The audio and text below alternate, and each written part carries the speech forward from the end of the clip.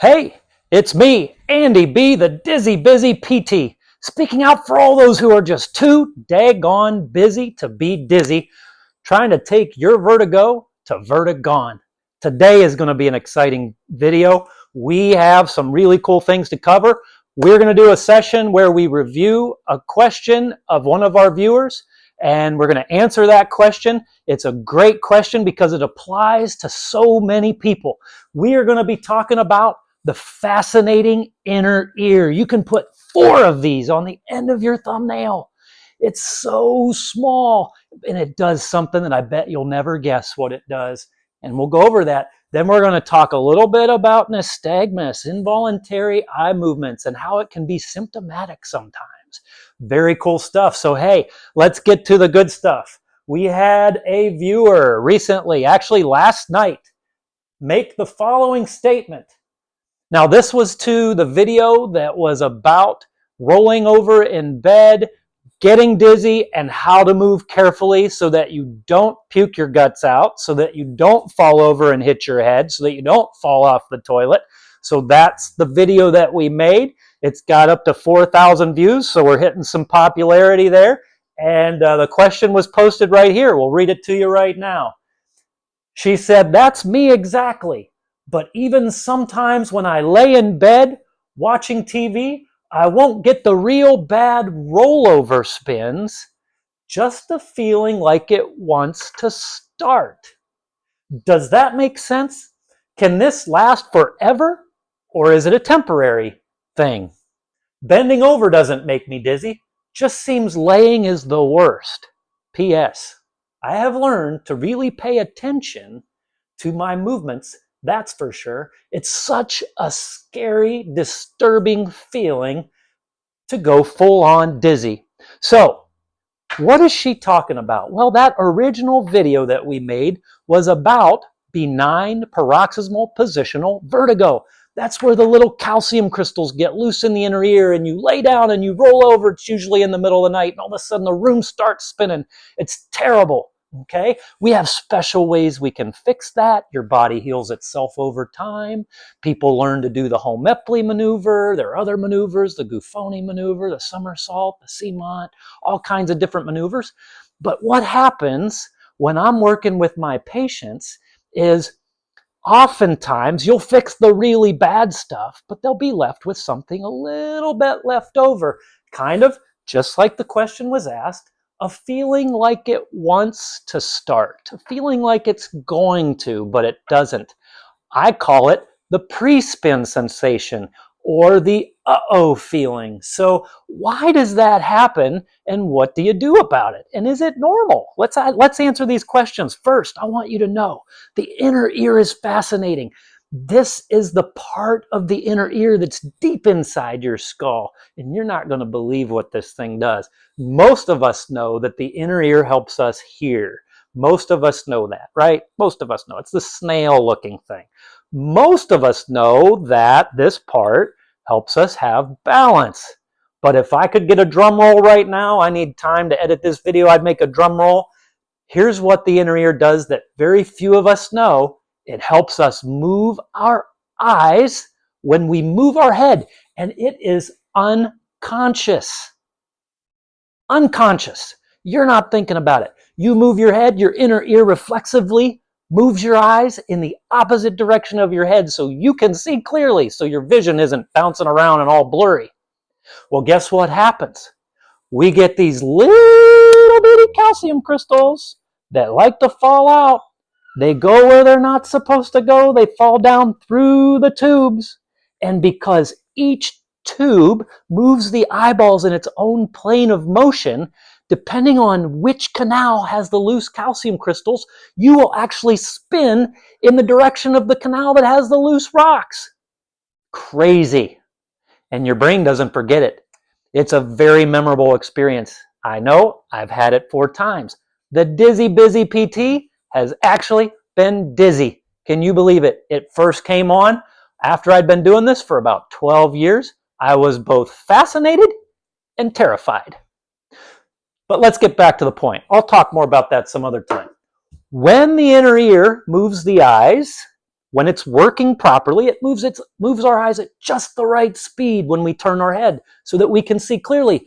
But if it's broken, if these calcium crystals get loose, the eyeballs will move either too much, or if the inner ear gets weak from a virus or aging, lack of blood flow, the eyes won't move enough. It won't move fast enough, and we'll have a feeling like things have to catch up. When the eyeballs spin, because the calcium crystals are loose, they can spin this way, they can spin this way, they can spin this way, they can spin this way, they can spin all over the place. When the eyeballs spin, guess what you feel?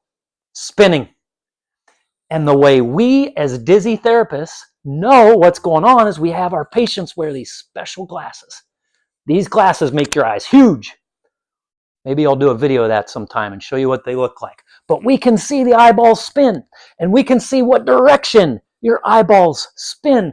And the reason we care about what direction your eyeballs spin is because depending on what direction your eyeballs spin tells us which canal has the loose crystals. And that tells us which maneuver we need to do to move the crystals back where they are supposed to go. This makes us famous. That's how we take vertigo to Vertigon. Gotta love it. I get a little excited talking about this, you can tell. Anyway, once the rocks get loose, the patient could come in and see me and not have to say a word, and I could tell them what they're feeling because I can see the spinning in their eyes. That leads to the answer to this question.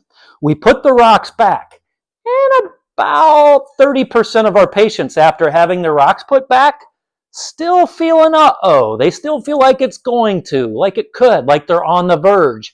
And guess what that does? Well, I'll tell you what it did to me. It made me think it was coming back. It made me nervous, put my nervous system in hyperactive mode. And if you can tell, I'm already hyperactive. So that really messed me up. I'd get these electric zing shots after I would lay down, and it was mostly gone, but I'd think, is it coming? Here's why that happens. Few reasons. One, maybe I was just a little anxious. Some of my patients, to be quite honest, have almost like post-traumatic stress syndrome from this thing. And I can relate. I was very nervous when I had it. I puked my guts out. It was terrible. And I kind of have one of those nervous systems that tends to be a little hyperactive sometimes. Keeps life interesting, right?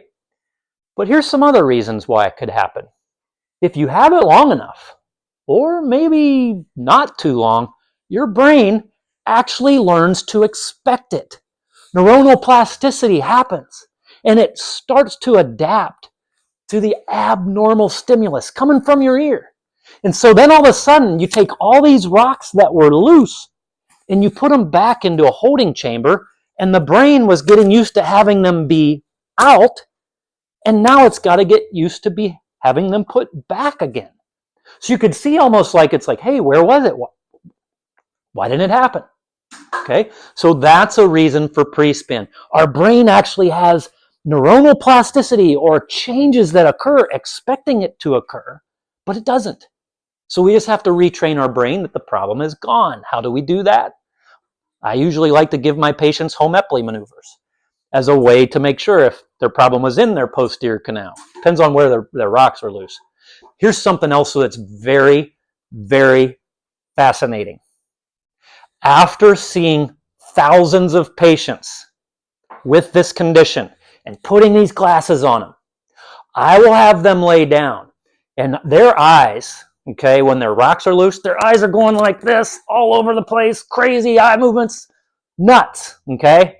When you fix it, the people who get the pre-spins, the uh-ohs, the here it comes, the I'm on the verge, you get this real slow loading nystagmus. It like comes down and it's like it's going to.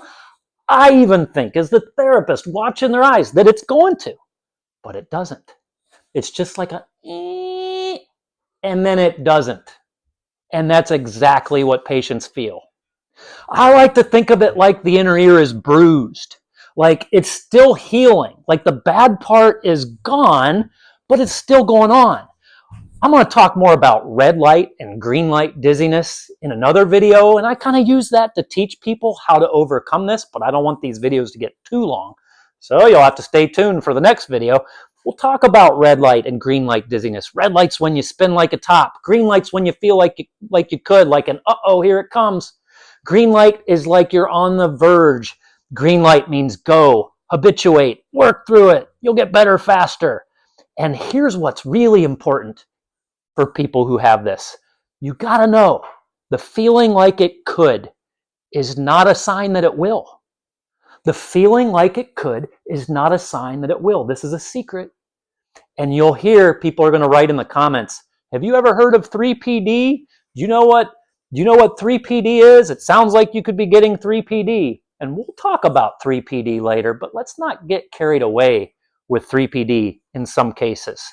The feeling like it could happen is not a sign that it will, and you've just got to learn to work through it. We try to fix any nystagmus that might still be there. Sometimes that little loading type nystagmus could be from just a few pieces of calcium crystals loose yet. It could be that the inner ear is kind of bruised. It still isn't 100% healed from having these things be loose. It could be that there's like a little bit of an otolith crisis where the rocks are stuck in the center and your body's still healing. The bad part's gone. The tornado has left the town, but you can still see it in the distance. The wind is still blowing a little bit. You got to get outside and clean up the mess. That's how we clean up pre-spins, uh-ohs, what if it happens. So I hope that answered your question. Bending over doesn't make me dizzy. It just seems laying is the worst. And that's because that's where these calcium crystals get loose. Your body gets used to that. I have learned to really pay attention to my movements. The unconscious becomes conscious. That is so normal. And I'm going to be talking about that more in my next video where a viewer asked a question about 3PD. Don't panic. These are all normal compensatory strategies of our body to protect ourselves when our rocks get loose, because things get crazy. Hey, I hope you've enjoyed this video. What I would love for you to do is subscribe, hit that like button, and also hit the notification button, because I'm going to be putting out new videos. We're going to keep it exciting. We're going to try to help people understand how to overcome dizziness. And I want you to make comments in the comment section, ask questions, and maybe I'll make a video answering your questions next time. So stay tuned and join us for more visits with the Dizzy Busy PT so that we can take your vertigo to vertigon so that you can go and spin no more.